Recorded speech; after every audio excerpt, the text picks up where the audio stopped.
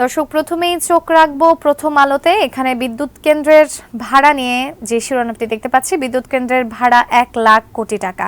14.5 বছরে 103টি বিদ্যুৎ কেন্দ্র প্রায় 1,04,927 কোটি টাকা ভাড়া বাবদ পেয়েছে। এবং সেই সাথে আরও দেখতে পাচ্ছি ভোটের আগে খুশি রাখতে পদোন্নতি। এরপরে চোখ রাখবো সমকালে।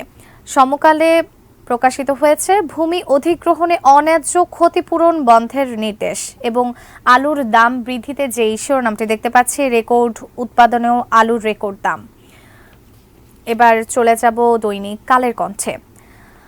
এখানে শিরোনাম যে দেখতে পাচ্ছি, আদালত কেন্দ্রিক কর্মসূচিতে যাচ্ছে বিএনপি এবং নতুন বাস্তবতায় রাশিয়া বাংলাদেশকে পাশে চায়। ঢাকায় আসছেন রুশ পররাষ্ট্রমন্ত্রী এবং সেই সাথে নড়াইলে ভুল নকশায় সেতু নির্মাণ প্রসঙ্গে যে শিরোনামটি দেখতে পাচ্ছি, ভুল নকশায় সেতু নির্মাণ, ক্ষোভ প্রকাশ প্রধানমন্ত্রীর এবং সেই সাথে সেতু নির্মাণে সঠিকভাবে নকশা তৈরির নির্দেশ দিয়েছেন প্রধানমন্ত্রী।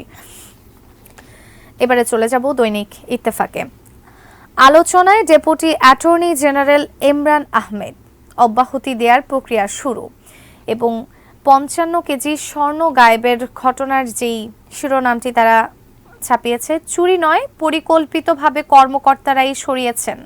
এজাহারে মিথ্যা তথ্য, গুদামে নেই সিসিটিভি, গেটের সিসিটিভি নষ্ট 4 মাস ধরে।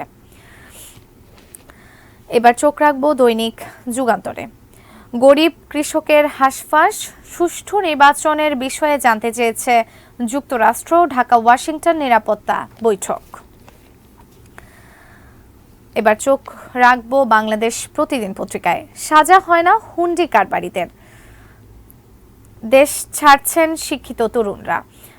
পর্যাপ্ত সুযোগ সুবিধার অভাব এবং আর্থিক নিরাপত্তা, বছরে 40,000-এর বেশি শিক্ষার্থী যান শিক্ষা জীবন শেষে, অনেকেই দেশে থেকে যান। কালবেলা, চাকরির মেয়াদ বাড়াতে বয়স কমালেন প্রধান প্রকৌশলী।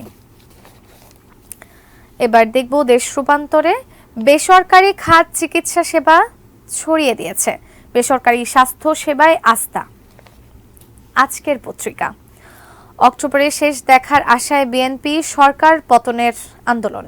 জমি অধিগ্রহণে সতর্ক থাকার নির্দেশ প্রধানমন্ত্রীর এবং সরিয়ে দেয়া হচ্ছে ডেপুটি অ্যাটর্নি জেনারেল ইমরানকে। বণিক বার্তায় ডেঙ্গু প্রসঙ্গে যেই শিরোনামটি দেখতে পাচ্ছি, মৃত্যু ছাড়ালো 650, একদিনে হাসপাতালে ভর্তি 2,782 জন এবং ডিপ্লোমা প্রকৌশল শিক্ষায় অর্ধেক আসনই ফাঁকা থাকছে। The daily star, repatriation May start within months এবং সর্বশেষ the business standard, Russia offers food items at competitive prices. Russian Foreign Minister Sergei Lavrov's visit to also focus on geopolitics. এবং এরই সাথে শেষ হচ্ছে আজকের আয়োজন পত্রিকার পাতায়।